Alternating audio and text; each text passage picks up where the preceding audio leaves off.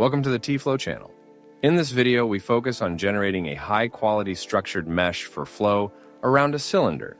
We will divide the geometry into multiple regions and apply appropriate meshing controls to accurately capture the flow behavior near the cylinder surface. We start by opening Fluent. We set the analysis type to two-dimensional.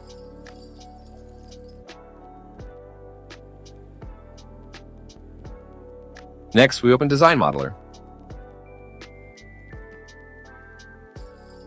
We select the sketching plane and begin by drawing the cylinder. At the center of the coordinate system, we draw a circle with the specified diameter.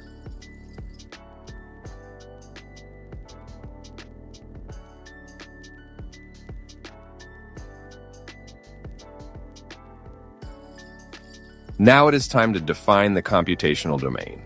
To create the domain, we draw a rectangular region, as shown in the video.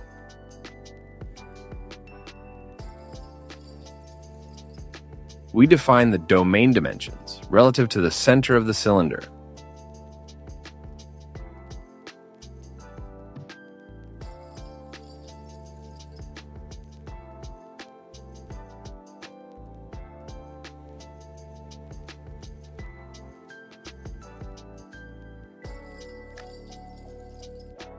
We also apply a symmetry condition with respect to the x-axis, meaning the distance from the upper boundary to the x-axis is equal to the distance from the lower boundary to the x-axis.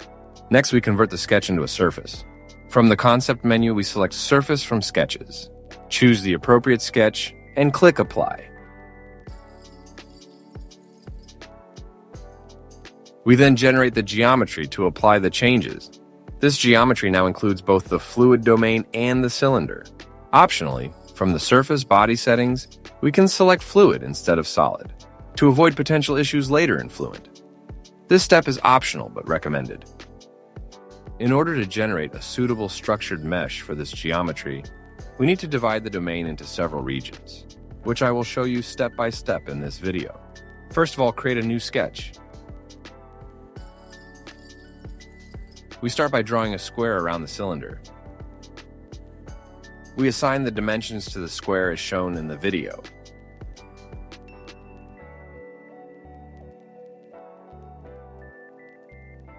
We apply the equal length constraint to make sure all sides of the square have the same length.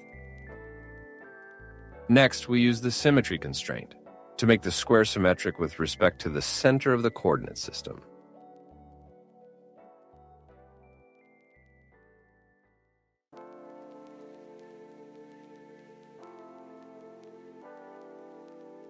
Now we proceed to draw the partitioning lines.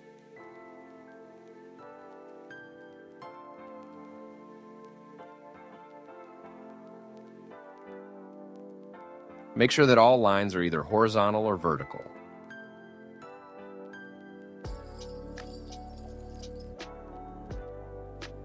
Be sure to check the lines and the geometry carefully to avoid any sketching errors.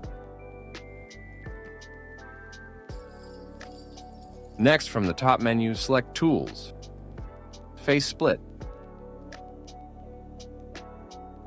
First, select the surface, and then select the partitioning lines.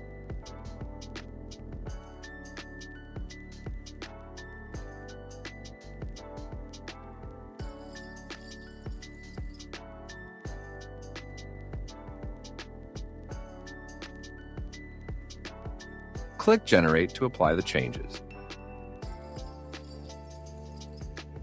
As you can see, the geometry is now divided into several regions. To obtain a better mesh, we can apply additional partitions around the cylinder.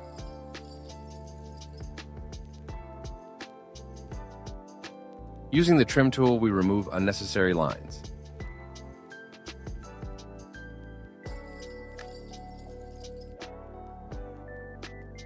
Then we add the new lines to the face split operation.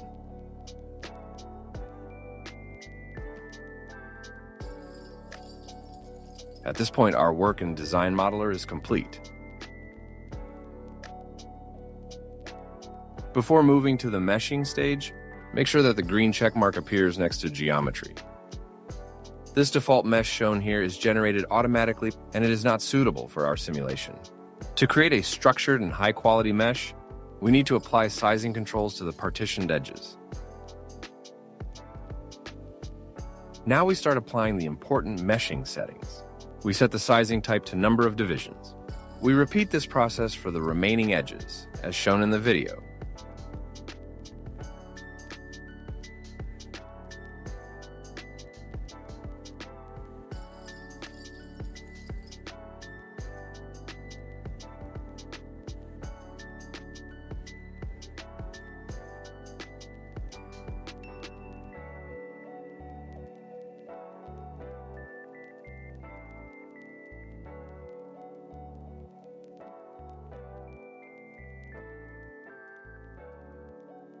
In total, you should have 6 edge sizing controls applied.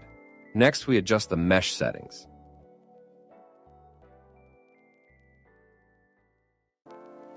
Set the number of divisions and the bias factors according to the video.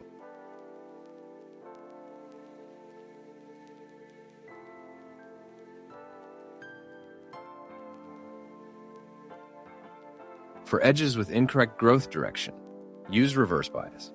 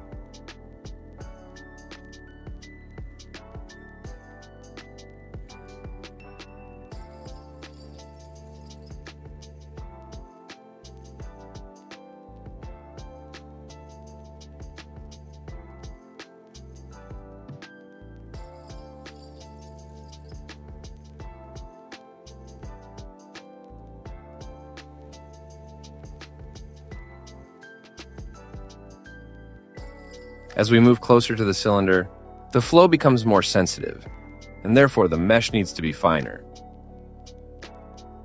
Now we use face meshing to generate a uniform structured mesh. And then click Generate. As you can see, we need a higher mesh density near the center and around the cylinder.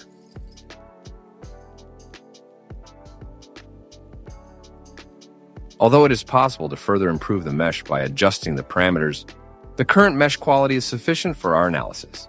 If you would like to watch the complete flow analysis around a cylinder, the link is provided at the top of this video and in the description.